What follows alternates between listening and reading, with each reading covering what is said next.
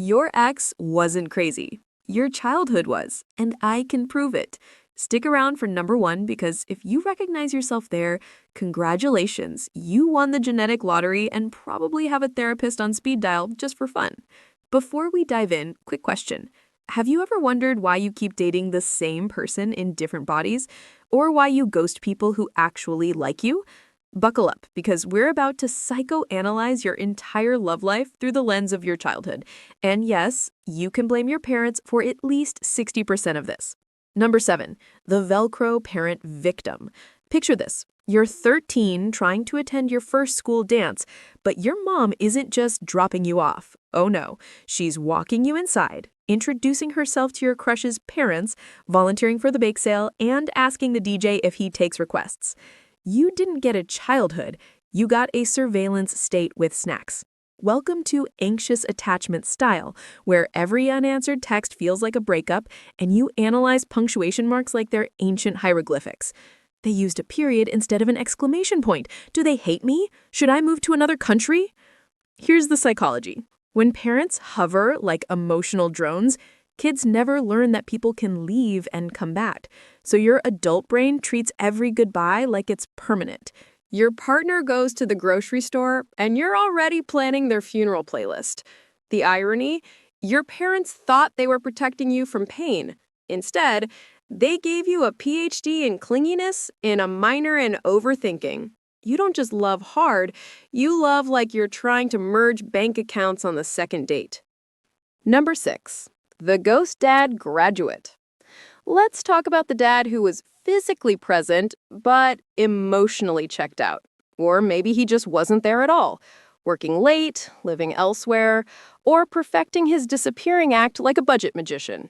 This creates avoidant attachment, where your motto becomes, I don't need anyone. Feelings are overrated. I'm basically a lone wolf with a Netflix subscription. But here's the kicker. You do want connection. You're just terrified of it. So you flirt, get close, panic, and ghost. Rinse and repeat until everyone involved needs therapy. Your dating life looks like a Scooby-Doo chase scene, running in and out of doors until you trip over your own trust issues. The psychology is simple, but brutal. If love didn't show up when you were a kid, you stopped expecting it. Your brain learned that wanting people equals disappointment. So now you're the person who says, I'm not into labels, while secretly keeping a mental spreadsheet of every time they smiled at you. Ghost dad syndrome doesn't mean you can't love. It just means you love like you're playing emotional dodgeball, always ready to duck. Number 5, the parentified prodigy. You were 9 years old, cooking dinner, paying bills, and basically running a household while your friends were still eating glue. You weren't raised, you were promoted to assistant manager of a family you didn't apply to work for. Fast forward to adulthood, and now you're the person who becomes everyone's emotional support human.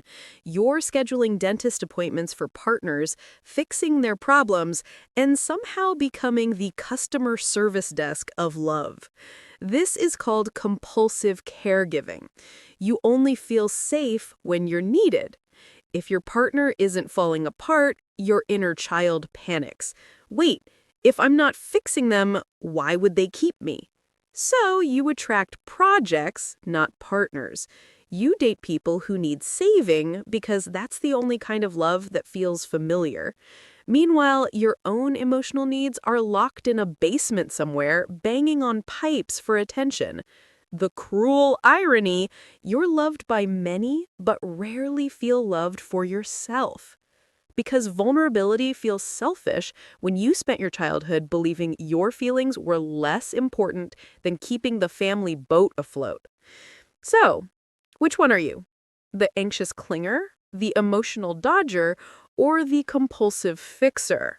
Here's the good news. Recognizing the pattern is the first step to rewriting the script. Your childhood wrote the first draft, but you get to make the final edits.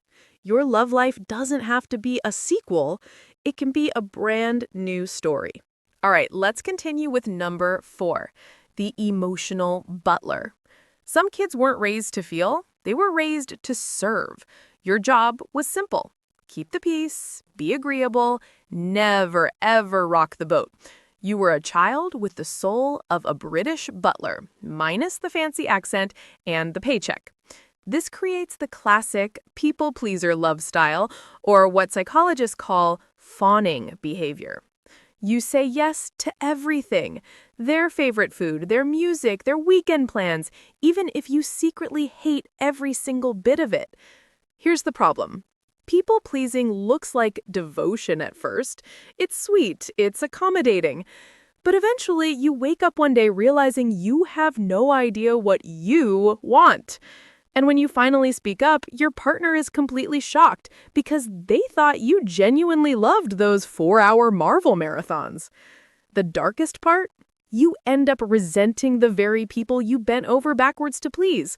Because deep down, what you wanted was for someone to notice you were bending in half. Instead, they just thought you were really flexible. Moving on to number 3, the fun house survivor. Your childhood was a carnival. Lots of laughter, lots of jokes, and absolutely zero acknowledgement of any heavy emotions. Every single time you brought up a serious problem, you got a punchline instead of a hug. So now you use humor as armor. You're the partner who cracks jokes during serious arguments, who hides "I'm not okay" behind "LOL, I'm fine." Psychologists call this emotional deflection, using comedy as a shield to avoid vulnerability. It sounds charming, even attractive at first. Who doesn't love someone who can make them laugh? But here's the downside.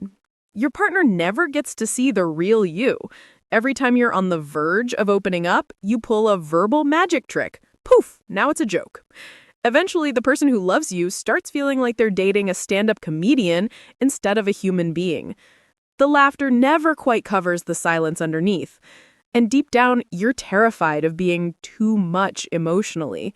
So you keep the clown nose on, even when it's suffocating you. Which brings us to number 2, the Cinderella complex.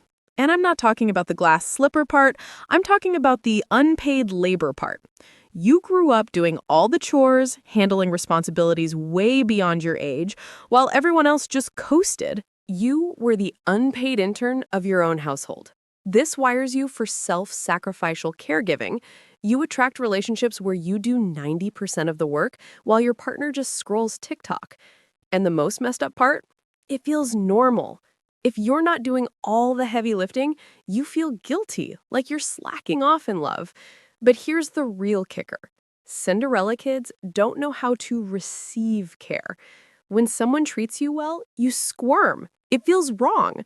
Your childhood taught you that love is earned, not freely given. So you push away good partners while staying hooked on the ones who need saving.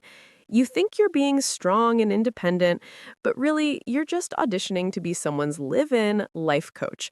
And happily ever after shouldn't feel like a full-time job with no vacation days. And finally, number 1, the secure unicorn. Yes, they actually exist. Some people had parents who were supportive without suffocating, affectionate without being overwhelming, and consistent without being robots. These kids were allowed to mess up, talk about their feelings, and still know, without a doubt, that they were loved. These magical creatures grow into securely attached adults. They trust their partners, communicate like actual humans, and don't assume a late text message means they've been abandoned. They can be close and independent because their nervous systems don't treat love like it's a haunted house. Now, before you curse your childhood and spiral into existential dread, here's the plot twist. Love styles aren't permanent. Even if you grew up with chaos, neglect, or helicopter parenting, your brain can rewire. Therapy, self-awareness, and healthy relationships help you swap out the old script. The secure unicorn isn't just born, it can be built. And if you're listening to this, you're halfway there. Because step 1 of rewriting your love style is realizing you even have one. So, which one are you? Drop a comment below. Bonus points if you can roast yourself in the process. And if this made you feel personally attacked, congratulations. Self-awareness is the first step to not dying alone with 47 cats.